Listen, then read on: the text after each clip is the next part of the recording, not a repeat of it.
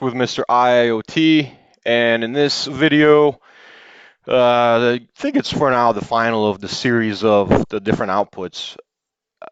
This one is going to be about Fanuc-Driver collecting data from Fanuc controllers and sending it over to SparkplugB. If you have not watched the previous videos, I would recommend you watch first the one about influx, then the one about empty connect, and then this one. We're not going to get into as much detail in this one as we did in previous ones. Just wanted to show some of the functionality. And I think that the addition of SparkplugB puts the Fanuc driver at version 0.5 or version half. I remember back in high school messing with my math teacher. Whenever the answer was 12 inches, I would always say a foot long. So version half it is. All right, so let's see what we got running here. I just rebuilt an image for the Fanuc driver on ARM64, and if we go into volumes, where are we at? CD Fanuc driver. I want to show you the configuration that we're working with. Config YAML. All right. So the previous videos go into a little more detail about the configuration, but in this case, what we do have is we have 6 machine identifiers, and it's actually 3 physical machines. One of them is outputting to shutter, empty connect. The same machine then is outputting to SparkplugB, and then we got 2 other machines that are actually connected over VPN. Same idea, outputting to shutter and SparkplugB. So if we go look at the empty connect agent,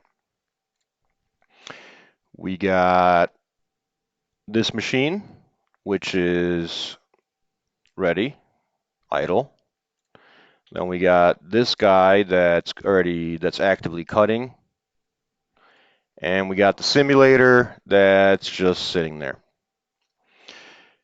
If we look at the Docker logs of the Fanuc driver, let's rewind to the beginning here of starting it up. So every machine is getting created, but then only the active ones, the enabled ones, are going to get connected. So you got the simulator, SparkplugB has connected. We got, similarly, the other ones are starting up. You got the empty connect agent connecting to every one of those guys, and then it's starting to send data.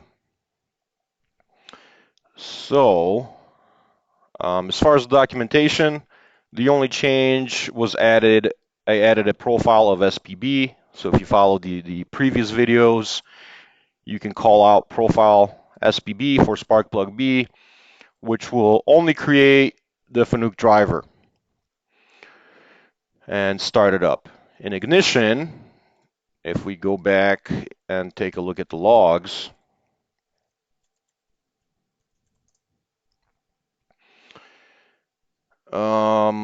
all right, there's some stuff going on here. If we go into Ignition itself, I want to explain a couple things.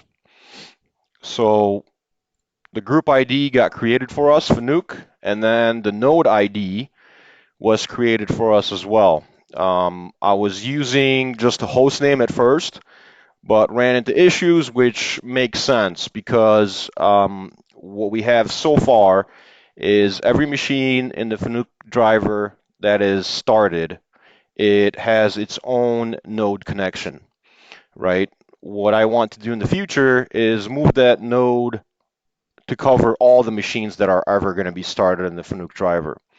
So in the future, what you're going to see, and I had a name conflict, right, for the node itself because it started to, there's 3 nodes that are starting up, and each one wants to give its own birth, right? But the fact that they're the same name or the same node ID, that didn't work. So I had to split them out for now, which I think is okay.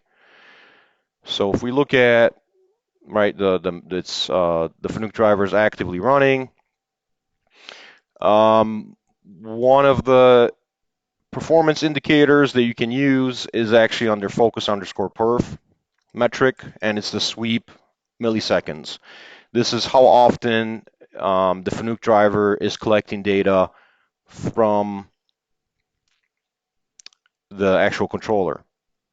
And if you go deeper into invocation, you're going to be able to see that what the sum of all of the calls was, both the C# code and the calls to the CNC itself. So it's taken, you could see under a second, and then you can see the methods that have taken the longest. And in this case, reading a parameter, reading the program directory, right, and it's 41 milliseconds, 43 milliseconds, and so on. The average invocation to the CNC controller is 15 milliseconds, and there's 65 focus calls to the CNC controller to gather all of the data that we're showing here. So this guy's idle. Let's look at one that was actually cutting, which I think was 1350. So these guys are over VPN, and today the network seems to be rather slow than usual. So you can see the invocation, it takes actually 10 seconds to get data off of that machine. And why is that? So the sum of all the focus invocations is 10 seconds. Yeah, I mean, I guess if the... Oh, crap. We got a lot more data collecting from this guy. We got 146 focus calls to that machine. And yeah, that makes sense, right? If everyone is under a tenth of a second, yeah, that'll add up pretty quickly. And the reason why we have a lot more calls on this one is because this machine in particular is a two-path machine. So the first path has 6 axes. None of them are active. The second path has 1 axis. So let's take a look at, for example, the state of path 1, active and automatic, so it's cutting. Path 2 is ready. And if you look at the timers, let's say, right, this is going to show us in minutes how long, the length that the machine was ever powered on, how long it was actually operating, and cutting right now is 0. I wonder what the cutting on path 2 is, 0 as well. Okay, so that timer might not be coming across. If we now look at production, though, we should actually see a cycle timer. Yeah, we do, in milliseconds. So, so far this machine's produced 4. It's got actually 5 to go, 5 pieces to go. And here's the program that it's running. The epoch, the Linux epoch, however you say that, when the program was modified, and the size in bytes. So if we look at some of the spindles on this machine, this guy has a 1% load on it. It is, the max RPM has been 1100. What is the current RPM speed? Here we go. 1700. It is, the power is in watts, so that's 16,000 watts, 300 watts. What else? Let's look at the axes. Let's get the x-axis. You got positions. You have the temperature of the encoder. There should be a temperature of the servo here. The load on the axis in percent. The feed in millimeters per minute. All right, so you can see that the data is coming in. One thing that I do need to change is all these devices that are in here should be under a single node. And after version 0.5, after I merged the development branch to the main branch, there's a bunch more changes that users have been asking for. I do have some other array handling that I need to take care of to create data sets in Sparkplug, to create tables in Empty Connect, and some other state handling of data that will make it more readable from even just a pure MQTT perspective, so that the application has less, the application that actually reads the data is more aware of, let's say, alarms, right? Alarms when they go active, when they're acknowledged. Right now, the application would have to keep track of that. I do want to build that into the Fanuc-Driver.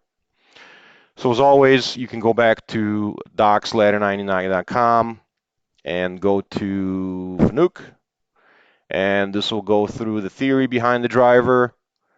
If you got questions, let me know. How actually the machine is broken down structurally to give the data more context, and goes into the theory behind some of the classes that are used in C#, what their purpose is, and how the data is sliced. And this is fairly specific to a CNC machine, but it would carry, some of the concepts would carry over to non-machine tools, right? There's nothing stopping us from reusing this library to, let's say, create a driver or an adapter for something that's reading from either a database or a Rocco controller or any other PLC. When I did do that with, for example, Factory I/O Simulator, and when we created the XMLDA adapter, it was a lot more simple. But at the same time, I guess the structure was a lot more simple because it was a very custom specific goal that for the data that we had to go after, to even say transform it into Empty Connect. But the concepts would transfer over, and there's nothing really stopping us from reusing this library. We would have to pull a couple things out, refactor to make it a little more generic. And then really you want to go down to the Docker section that explains on how to use the pre-built Docker Hub images or how to build it yourself from scratch.